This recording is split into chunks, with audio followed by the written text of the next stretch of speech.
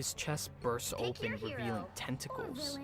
Huey begs for his friend to stop, but the fucker already made up his mind. He tears the soup open, and he betrayed the boys. Kimiko is about to attack Butcher, but Huey stops her. Not for his sake, but for hers. It's suicide. Butcher just showed that they never really knew him. They were never friends. They were just convenient for him. And now they're not. In order to kill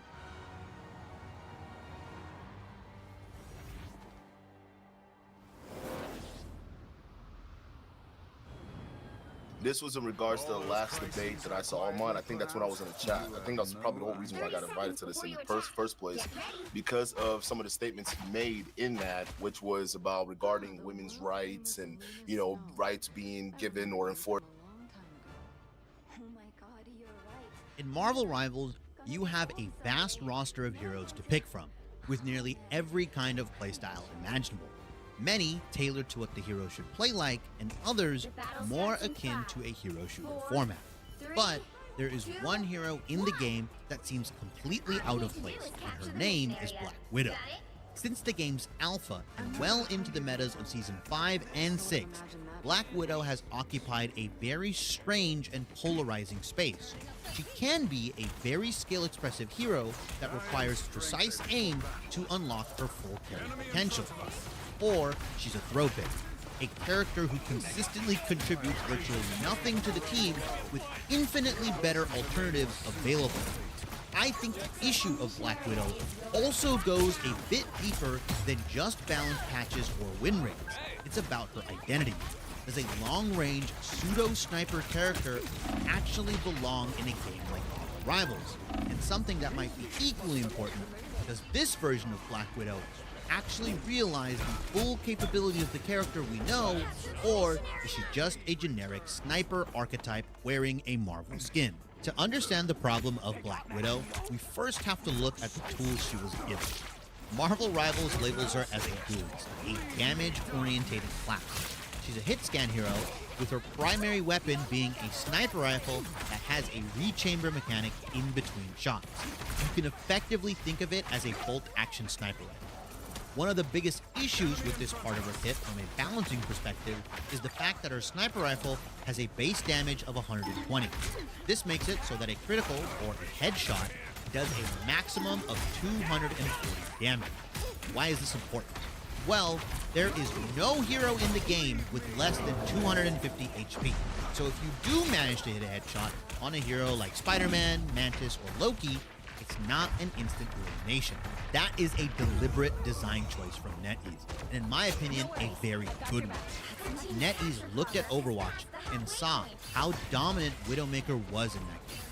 There were whole metas surrounding Widowmaker, and many matches both in the pro scene and ranked ladder were decided by which team had the better Widow. Sniper meta in Overwatch is arguably the second worst meta to play in, right behind Goats. It was highly uninteractive and felt like the game was decided by just two people. NetEase saw this and completely understood that a hit scan one-shot mechanic would bring about the exact same issue. This is also a big reason as to why Black Widow is not as good as she could be, or is seen as a mediocre character. Why try and hit two Black Widow shots, with one of them having to be a headshot, instead of just playing Hela and being able to two-shot headshot someone instead? In theory, if you have the aiming abilities on Black Widow, why not just use them on an overall better hero like Hela? The rest of her kit is pretty interesting as well. Her other primary weapon, and I put primary in very heavy quotations, is her Widow's batons. They do 45 damage per hit, and honestly are really garbage. I genuinely do not know anyone that switches to this weapon in close combat situations, which was clearly the design intention of them by Marvel Rivals. She's also got a sprint mechanic that allows her to quickly reposition, as well as while sprinting, if she jumps, it becomes a super jump that allows her to jump peek with the sniper rifle. The funny part is, her sprint mechanic has an energy meter, unlike Captain America's, so you can't sprint and jump infinitely. The other interesting part of her kit, and an ability that puts a twist on the conventional sniper archetype, is her Edge Dancer. It's a kick that launches up enemies, and after landing the ability, you can recast it, which then allows her to grapple towards that said enemy and kick them a second time, stunning them. This ability, when combined with her sniper rifle, can allow for a guaranteed headshot as long as you have the aiming capabilities. I actually think it's a very cool ability to implement into a sniper hero because it doesn't make them completely helpless against a singular dive hero and allows them for outplay opportunities and at least attempts to implement that hybrid sniper playstyle that Rivals is trying to create with her. Finally, her ultimate Electro-Plasma Explosion, which in my opinion is the best part of her kit. It's essentially a massive AoE plasma blast that does damage on hit, as well as applying a slow and vulnerability to everyone caught in the AoE. The vulnerability effect can be devastating because it essentially makes people take 15% more damage. So any follow-up damage is increased against them. This could be from Black Widow herself or from her teammates. You can combo with stuff like Brute Ult, and it has the capabilities of absolutely ripping through support ultimates like Luna and Invis and so forth. One quick note is that I purposely didn't mention stuff like Mantis or Storm being able to damage boost Black Widow, because in my opinion, that's not relevant to her design, nor is it relevant to her design flaws. You aren't always guaranteed a Storm or Mantis player on your team, and even then, the Mantis damage boost is probably better used on heroes like Hela, Phoenix, and Punisher anyways. In totality, her kit is kind of a mix. It's a hybrid kit that doesn't particularly do either side well. The sniper aspects of her kit are consistently outclassed by heroes like Hela, Phoenix, and most famously Hawkeye, who by the way, does have a one-shot mechanic on many heroes. If you take the more melee anti-dive aspect of her kit, why not just play someone like Winter Soldier or Namor, who deals with dive way better and have better ults to combo with? Black Widow simply does not fit any archetype that's needed specifically for her. There are better hit scan heroes, there are better sniper heroes, and there are better anti-dive heroes. All that effort that Black Widow puts into matching the value of her counterparts is better used on those same heroes before. I just want to pop in and thank everyone who has shown me so much love over my last couple videos. We just recently hit 2,000 subscribers, as well as finally becoming a Marvel Rivals partner, which was a long-standing goal of mine. And all of that would not be possible without your guys' support, so I'm truly grateful for everyone. We have a new goal of hitting 3,000 subs before the end of February, which I know is going to be a tough task, but I definitely think we can do it. So, if you enjoyed the video, please like, comment, subscribe, as well as use the new hype feature that YouTube has rolled out to help small creators like myself. With that out of the way, let's get back into the video. Putting the competitive meta aside for a second, I also want to talk about Black Widow the character. The one from the comics, TV shows, and movies that we are so familiar with. Because personally, the version of Black Widow in Rivals doesn't really grasp the character's full capabilities. Black Widow is seen as the sniper character in Rivals, but in all other forms of media, she is much more than this. One of the key aspects of her character that is missing is the full depth of her gauntlets. Now, we see one aspect of her gauntlets during the Edge Dancer ability, where she grapples towards someone, but they can do much more than that. Most famously, her Widow's Bite is completely missing in Marvel Rivals, and honestly, should have been included in her base kit, especially because she seems to be a hybrid hero. She's used the Widow's Bite in both melee and range combat throughout media. On top of this, Black Widow is a weapons expert, meaning that she's not just good at wielding a sniper rifle, but pretty much any sort of weapon or firearm in existence. This could be submachine guns, assault rifles, rocket launchers, all that stuff. And most famously, in the Marvel Cinematic Universe, she's shown using custom akimbo pistols regularly, which again would be a much better fit towards her hybrid playstyle that again, Rivals is trying to implement.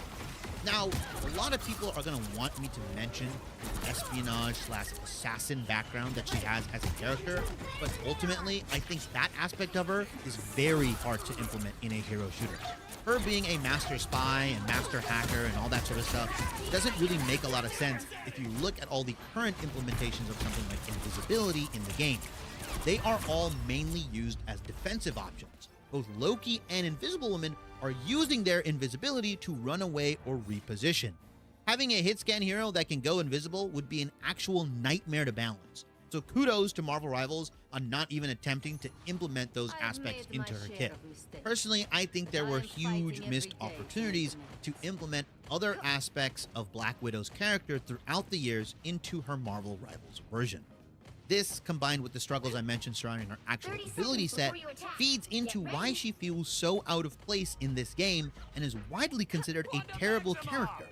For Marvel Rivals to truly integrate, she needs a rework, not a numbers tweak, but a fundamental reimagining of Black Widow the character. Until then, she will remain as one of the game's worst individual heroes. I'm interested to know what you guys think. Do you think Black Widow's current iteration is good for Marvel Rivals?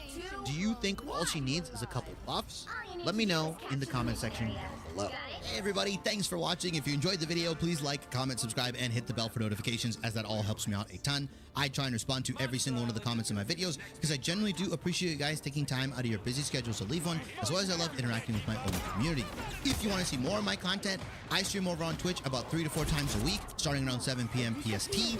Over there, you'll get unedited versions of my videos, as well as we go over gameplay reviews, patch notes, and you guys can ask questions in the chat, and I respond pretty quickly. If you care more for short-form content, I upload daily on both YouTube Shorts and TikTok. Over there, you'll get condensed versions of my videos, as well as stream highlights and my general thoughts on the game. All of that will be in the description box below, as well as a pop-up that will show up on the right side of the screen here, telling you where to go and all my handles. I really do appreciate all of you, and I hope to see you guys in the next video. Season 6.5 of Marvel Rivals releases on February 13th, which is roughly 2 weeks from now, and I thought it would be a cool idea to talk about some of the changes I'm hoping comes into this mid-season patch, and of course open the conversation to you guys in the comment section below. I won't just be talking about balance changes, but pretty much anything in relation to Marvel Rivals and all the different aspects of the game itself. So without further ado, let's get into the video. First off, I'm extremely happy to see that we got increased hero proficiency rewards. It's kind of crazy that in my last video I talked about the increased rewards that extend just beyond a portrait, and they pretty much added everything that I talked about. The one critique I do have on the increased hero proficiency rewards is the laziness of the titles. I feel like Immortal Venom and Legendary Venom are kind of basic, and my original suggestion was hoping for more unique titles that reference the hero's alternative names throughout the years. For example, instead of being Legendary Venom or Immortal Venom, your banner would say Lethal Protector, and it could have a glowing effect similar to some other titles in the game. You can extend this to pretty much every hero, and for the ones that may not have as recognizable names, Marvel Rivals is no stranger to creating original ones. But for a lot of the heroes, it's just so much cooler having something like Weapon X for Wolverine or First Avenger for Captain America. Again, ultimately, I'm happy as a whole that the Marvel Rivals player base finally has something to grind for beyond just a Lord Icon. And I have to admit, the animated portraits are really cool for a lot of the heroes. And I'm glad that's like an end game kind of reward because it really highlights the dedication and grind for playing those heroes. Something that we are getting in the future, and ideally we get more of, is maps and hopefully map rotations. I feel like the current set of maps in Marvel Rivals are very, very stale, and nearly everyone has figured out what to do and how to play them for the most part. We also just completely eliminated maps like Shin Shibuya and Royal Palace from being in the competitive map pool, which I think is absolutely terrible. I'm really hoping NetEase actually goes the Apex Legends / Valorant route, where they update and change maps so that we can have new ways to play and figure them out. I think that's a very core aspect of Marvel Rivals, is figuring out the meta and potentially figuring out new maps. And it allows them to redesign maps without having to create one from the ground up and keep the gameplay fresh.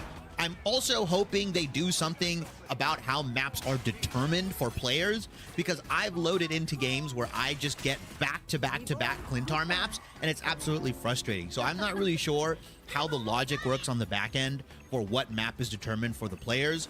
I think it's very hard to not get a repeat map for at least 1 or 2 people, but the fact that I get like 5 matches in a row of Clintar, I think actually needs to be studied. So maybe they do something like map pools or map voting specifically, but I know that's a long shot because I know they like to prioritize short queue times and getting you in and out of games as soon as possible. So things like map voting just seem really, really impossible because that just adds to the amount of time you are out of game, where they'd rather just stick you in a 6v6 lobby playing Convergence, Convoy, or Domination. On top of the map changes, I still can't believe we are 6 seasons into the game and still only have 2 bans per side. There is an ever-increasing number of heroes being released into Marvel Rivals. We are getting 1 hero a month. And on top of that, there seems to be more and more game-breaking or OP heroes every single patch. In Season 6 alone, you have Gambit, Phoenix, Hela, Daredevil, Loki, and even Groot that you can argue are ban-worthy. Most of the time, 4 of those heroes are not even being all banned out because of how common double banning is.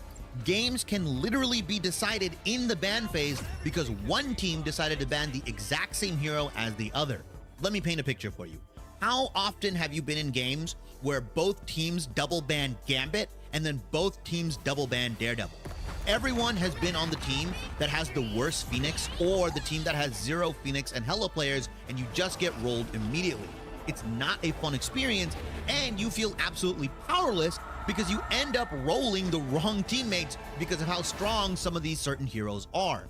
We need double banning to go, or at least implement 3 bans per side so that the full roster of Marvel Rivals actually gets to breathe in this game. Because right now, it's being stuffed out by like 6 to 7 really